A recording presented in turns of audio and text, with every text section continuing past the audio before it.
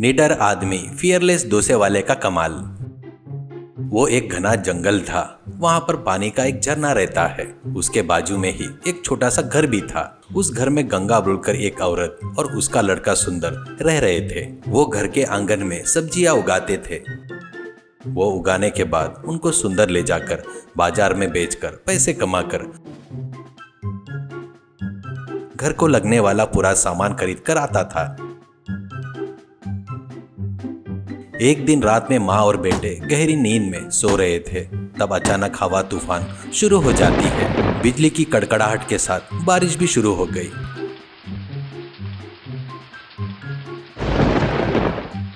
उस हवा से घर की खिड़कियां टक टक करके आवाज कर रहे थे। उससे माँ की नींद खुलकर उठकर बैठकर लड़के को उठाते हुए, बेटा उठ रे, तेरे को ही उठा रही हूँ रे, करके उठाती है। और वो, अरे माँ क्या है माँ, ऐसा कहते हुए उठकर बैठ जाता है। तब माँ, बेटा बारिश हो रही है, शायद वो खिड़कियाँ टक टक टकरा कर आवाज कर रहे हैं, तो मुझे डर लग रहा है बेटा, जाकर उसे बंद कर देना, ऐसा कहती है। वो जाकर खिड़कियां बंद करके, ये डर शब्द मैंने अपनी जिंदगी में पहली बार सुन रहा हूँ, इतना कि डर यानी क्या है, ऐसा सोचकर माँ के पास आकर, माँ खिड़की तो बंद कर दिया है पर डर यानी क्या होता है, वो कैसे रहता है, करके पूछता है। तो माँ, अरे वो सब मुझे पता नहीं बेटा, मुझे नींद आ रही है, कहकर सो जाती है। अब सुंदर, डर क्या रहता है, कैसे रहता है, मुझे तुरंत देखना होगा, ऐसा सोचकर घर से बाहर आकर उस अंधेरे में, उस बारिश में, ओ डर तुम कौन हो, कैसे रहते हो, करके चिल्लाते हुए आगे बढ़ रहा था। वो जाते जाते ऐसे एक घर के सामने आता है। उस घर के आगे एक औरत खड़ी थी। वो सुंदर को देखकर, आगे है क्या बेटा, झूले तक हाथ नहीं पहुँचने से जब से कोई आकर मदद करेगा करके राह देख रही थी।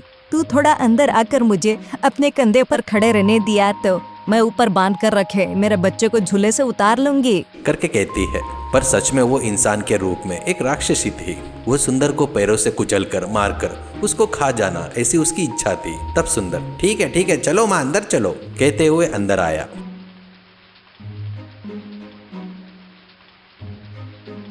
अंदर आकर देखे तो एक झूला ऊपर बंधा था। सुंदर को वो राक्षसी है करके पता नहीं रहने से उसको अपने कंधे पर चढ़ा लेता है। बस वो राक्षसी में बदलकर उसको पैरों से कुचलने लगती है। तो सुंदर को गुस्सा आकर उस राक्षसी को सिर के बल पटकता है जमीन पर।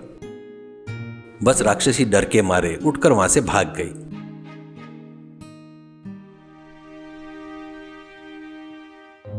फिर सुंदर उस घर से बाहर आता है। तब सूर्योदय हो जाता है।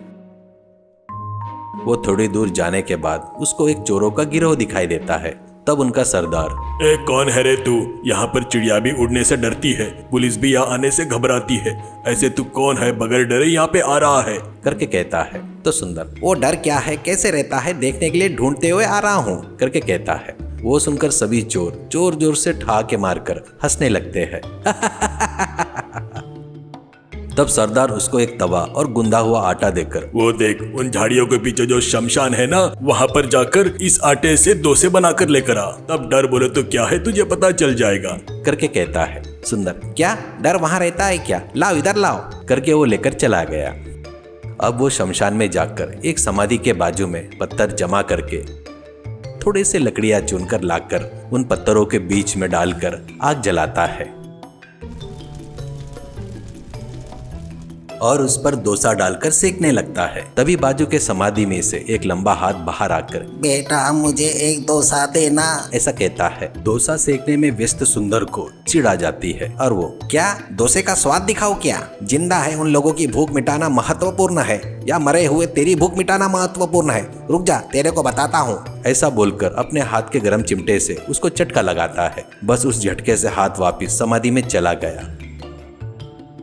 वो डोसे लेकर बाहर आया और वो चोरों को देखकर, जब डोसे बनाने में व्यस्त था तब समाधि में से एक हाथ बाहर आकर मुझे डोसा दो बोलकर बहुत परेशान किया था।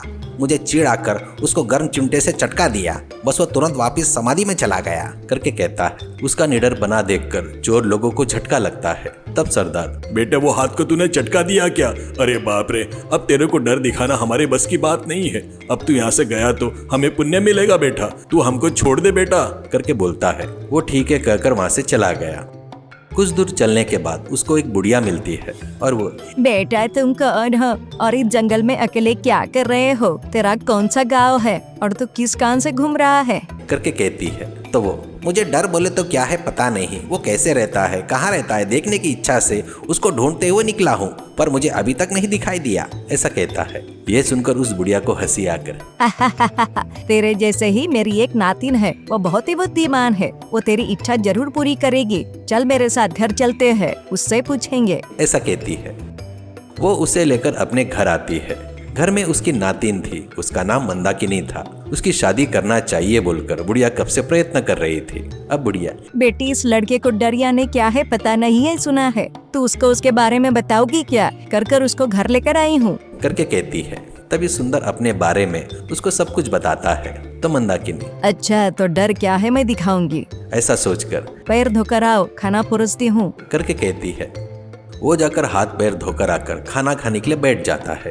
तब मंदाकिनी पहले उसको चावल परोसती है। तो वो एक निवाला लेकर मुंह में डालने जा रहा था। तो वो अरे मेरी याददाश्त को क्या हो गया है, सब्जी का बर्तन लाना ही भूल गई, रुको अभी लेकर आती हूँ। कहकर रसोई में आकर वो बर्तन लेकर आकर सुंदर के आगे रखती है। तभी ढक्कन लगाकर था, उस बर्तन में से टक टक बोलकर आवाज आ रही थी। वो आवाज ऐसे क्यों आ रही है पता नहीं रहने से सब्जी लेने के लिए उस बर्तन का ढक्कन हटाता है। बस उस बर्तन में से एक कबूतर पंख फड़फड़ाते हुए बाहर वहां से उड़ गया। बस सुंदर घबराकर उछलकर पीछे की तरफ गिरता है। तब मंदाकिनी अब तू घबरा गया ना, वो देख उसी को कहते हैं डर। समझ में आया क्या डर बोले तो क्या है? करके कहती है। वो हाँ डर बोले तो क्या है अभी पता चल गया, मैं अब मेरी माँ के पास जाता हूँ, तुम लोग भी हमारे घर आकर वहाँ पर रहे तो मेरी माँ बहुत खुश होगी करके कहता है। तब बुढ़िया हमारे यहाँ कोई मर्द नहीं है तो तेरे साथ आकर तेरे घर में रहने में हमको क्या इतराज होगा बेटा? ऐसा कहती है। उस तरह वो उन दोनों को लेकर आकर अपनी माँ से परिचय करवाता है। लड़का वापिस आया बोलकर माँ बहुत खुश होती है। वो सब लोग मिलजुल कर खुशी से जी रहे थे।